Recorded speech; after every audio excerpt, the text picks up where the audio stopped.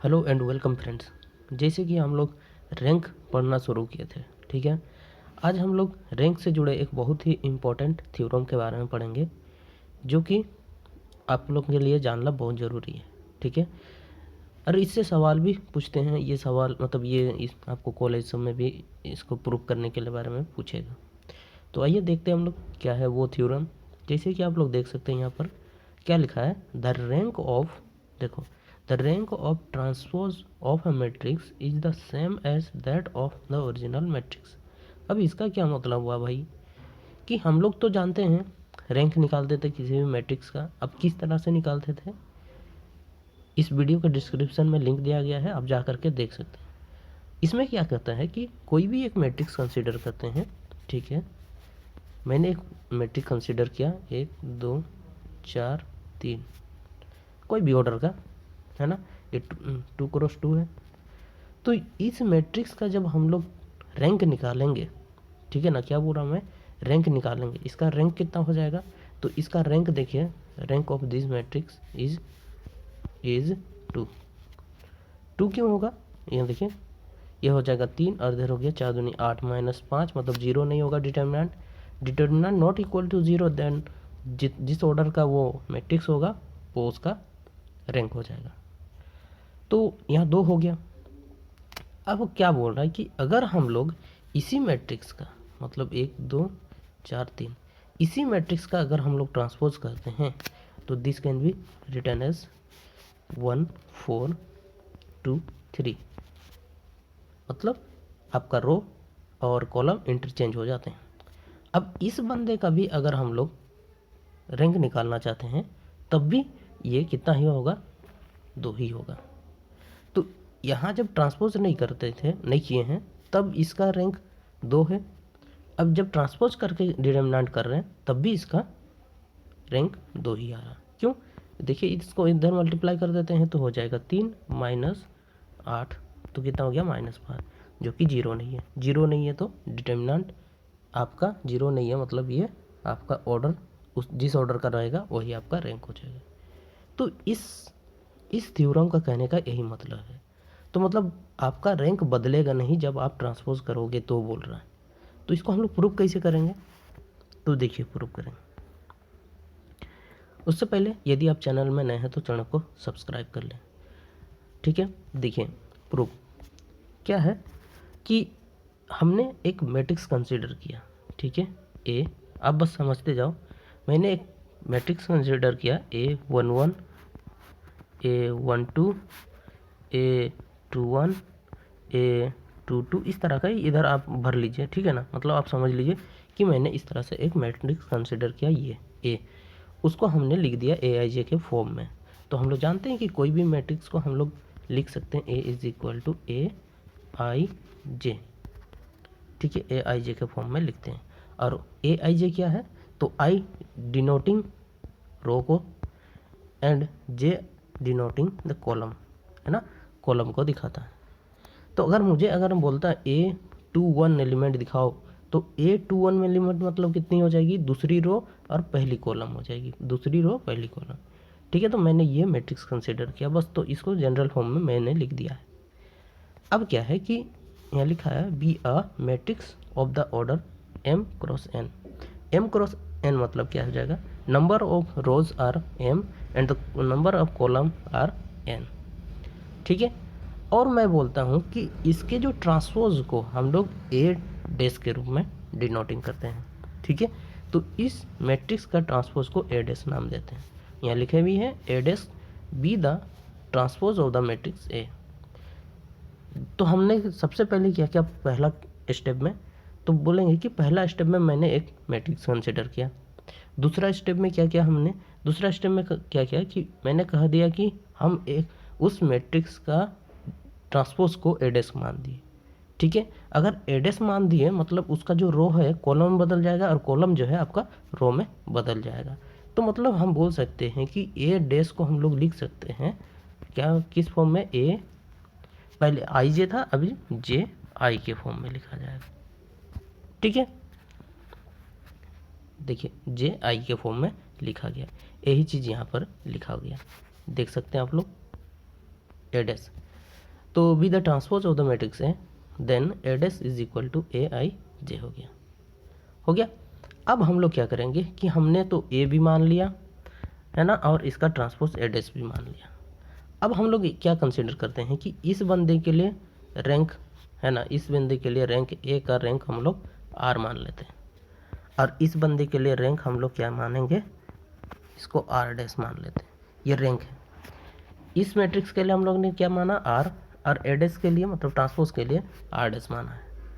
तो क्योंकि मुझे क्या प्रूव करना है, R is equal to R dash prove करना है, मतलब rank of matrix is equal to rank of the transpose of that matrix, ठीक है ना। ये हमको आर डैश में प्रूव करना है।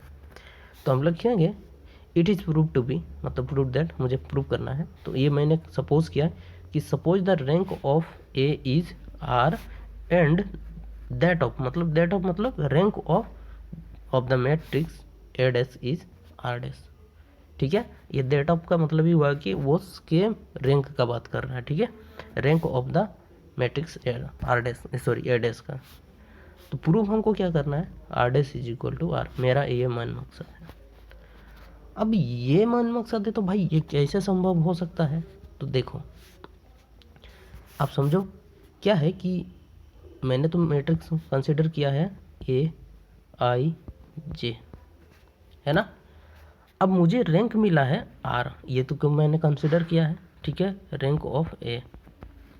तो ये कितना मेरा आर मैंने कंसिडर किया, मतलब क्या कि इस ए मैट्रिक्स में एक ऐसा माइनर हमको मिल रहा है ना, एक ऐसा माइनर मिल रहा है जो कि आर ऑर्डर का है और विच इज नॉट वेनिस, मतलब वो ख़त्म नहीं रहा, वो डिटर्मिनेंट उसका ज़ीरो नहीं हो रहा। तो मुझे सबसे पहले तो एक आर जो ऑर्डर होगा, आर ऑर्डर का एक माइनर मिलेगा, आर ऑर्डर का एक माइनर मिलेगा। बात को समझ रहे हैं, रैंक बोल रहा है तो रैंक मतलब हुआ कि एक में मतलब इस ए मैट्रिक्स में ही एक ऐसा माइनर मिलेगा जो मुझे, जो कि आर ऑर्डर का होगा और वो जीरो नहीं होगा, ठीक है ना। तो ये माइनर हो गया। अब माइनर के बारे में नहीं जानते हैं तो डिस्क्रिप्शन में लिंक दिया गया है, आप उसको भी जाके देखिए, ठीक है। अब क्योंकि ये जो माइनर है इसी से आया है, ए से आया, तो मान लो जो माइनर है ये इस ए का सब मैट्रिक होगा, क्योंकि उसी के अंदर से आया है ना भाई, तो सीधा सीधी बात है सब मैट्रिक्स होगा। अब सब मैट्रिक्स होगा तो भाई जब ए में है तो ए डैश में भी होना चाहिए वैसे ही। तो चलिए देखते हैं, अब बात को यहाँ समझिए। क्योंकि the rank of matrix A is R, therefore देखिए there is at least one square sub matrix, जिसको हम लोग बोल दे रहे हैं से R of order R such that determinant of this R मतलब sub matrix not equal to zero. मैंने अभी आपको समझाया, ए मैट्रिक्स लिया हम लोगों ने ए आई जे, ठीक है। इसका एक क्योंकि मैंने कंसिडर किया है कि ए का रैंक जो होगा ए का रैंक जो होगा वो आर है, तो मुझे एक सब मैट्रिक्स मिल जाएगा इसमें, तो मतलब this is the sub matrix of A का सब मैट्रिक्स है कि नहीं, सब मैट्रिक्स है। अब किस ऑर्डर का है, हाँ तो बोलेंगे कि आर ऑर्डर का है, ये आर ऑर्डर का है, ठीक है, ये सब मैट्रिक्स है आर ऑर्डर का, और ये डिटर्मिनेंट इसका जीरो नहीं हो रहा, तभी तो इसका रैंक कहलाएगा ना। समझ में आ गया। तो अब बात को और थोड़ा डिटेल से समझिए, क्या है कि if R dash is the transpose of the R then obvious R dash is सब मैट्रिक्स ऑफ ए डैश, सीधा सीधी बात है। आपका ए मैट्रिक्स का ट्रांसपोज क्या है, ए डैश। अब इस ए मैट्रिक्स का मैंने आर कंसीडर किया है, इसका सब मैट्रिक्स, क्या सब मैट्रिक्स कंसीडर किया, इस मतलब R is the sub matrix of A. तो सीधा सीधी बात है, समझ लो ना कि आर डैश क्या होगा, सब मैट्रिक्स होगा ए डैश का, है तो उसी का ही, तो बस वही होगा। अब वो चीज़ है तो यहाँ देख लो मैंने क्या लिखा है कि अल्सो क्योंकि the value of determinant does not change by interchanging the rows और कॉलम। सही बात है, सही बात है। किसी भी मैट्रिक्स का मतलब डिटर्मिनेंट का जब हम लोग डिटर्मिनेंट निकालते हैं मैट्रिक्स का, तो उसके रो और कॉलम के बदलने से कोई भी फर्क नहीं पड़ता है उसके डिटर्मिनेंट में। ये तो प्रॉपर्टी है, आपको पता है। तो हम बोल सकते हैं कि determinant of R is equal to determinant of R dash होगा, होगा, है कि नहीं, होगा।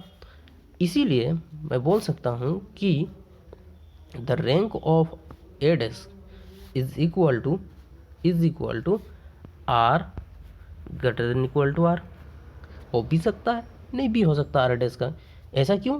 क्योंकि हो सकता है अभी जो हम आर डैश माने हैं उससे बड़ा और कोई भी मिल जाए। इसीलिए इसके एक कंडीशन तो पहला आ गया कि हाँ ये हो सकता है कि R dash greater than equal to R हो सकता है। आर तो होगा ही कंफर्म, क्योंकि मैंने आर का रैंक ए मैट्रिक्स का रैंक माना आर माना है, और ए डैश का हम अभी चेक कर रहे हैं, इसीलिए आर डैश आर से बड़ा हो सकता है ऐसा कंसिडर कर रहे हैं। तो मतलब दूसरा मुझे क्या ढूंढना पड़ेगा तब? R dash less than equal to R भी होना चाहिए, और R dash greater than equal to R तो ये अभी हम लोग कंसिडर किए, तो इससे छोटा भी होना चाहिए। अब दोनों को कंपेयर करेंगे तो देखिए यहाँ से R dash is equal to R मिल जाएगा, तो इसको ही हम लोग सॉल्व करेंगे। ठीक है, तो पहला कंडीशन यहाँ याद रखिए। अब क्या बोलता है कि again if A dash contain a sub matrix S dash. अब किससे ले रहे हैं? ए डैश से ले रहे हैं। ए डैश ये सब मैट्रिक्स मैंने कंसिडर की, ये उल्टा हो गया, ठीक है ना, ये एक्चुअली में सब मैट्रिक्स मैंने कंसिडर किया। A dash sorry S dash is the sub matrix of A dash. अभी उल्टा तरफ से आगे तरफ से ला रहे हैं। पहले क्या करता था, ए से जाते थे, मतलब आर सब मैट्रिक्स कंसिडर किया और आर डैश तक गया। अभी हम लोग क्या करेंगे कि एस डैश से सीधा एस पे आएंगे, उल्टा रिएक्शन करेंगे। अगर सही जगह आ गया तो मतलब सही है। अब देखो कि मैं क्या बोल रहा हूँ कि if A dash contain a sub matrix S dash of order R plus 1, then corresponding S dash, ठीक है, we find a sub matrix S of A of order R plus 1। यहाँ एस डैश का order मैंने R plus 1 ले लिया, तो ये S dash actually में आया क्या है? जो ए का सब मैट्रिक्स होगा उसी का ट्रांसपोज है। तो सीधा सीधी बात है, उसके लिए मुझे एक सब मैट्रिक्स मिल गया, उसी का ऑर्डर आर प्लस 1। क्योंकि but since the rank of A is R, therefore S dash का जो सॉरी सही बात है। अब देखो यहाँ क्यों, क्योंकि मैं ए का रैंक क्या माना हूँ मैंने? आर। अब मैं आर एक सब मैट्रिक्स कंसीडर कर दिया जो कि आर प्लस 1 ऑर्डर का। तो आप जानते हो एक प्रॉपर्टी है रैंक का कि रैंक यदि किसी मैट्रिक्स का मिल गया तो जिस ऑर्डर का मिला उसके ठीक अगले वाले, फिर अगले वाले, मतलब उसके फर्दर आगे वाले जितने भी ऑर्डर बनेंगे उनके रैंक 0 होंगे।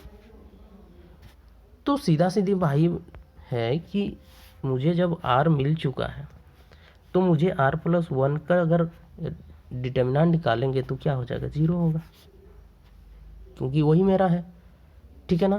तो ये 0 हो गया, एंड सेकेंडली मतलब एस 0 है तो वही एस डैश भी 0 होगा। इसीलिए बोलेंगे कि A dash can not contain R plus 1 row square sub matrix with non zero determinant. मतलब क्या, हमने जो अभी एज्यूम किया था हमने S dash is the sub matrix of A dash of order R plus 1 which is wrong, है ना, वो कॉन्ट्राडिक्ट हो गया।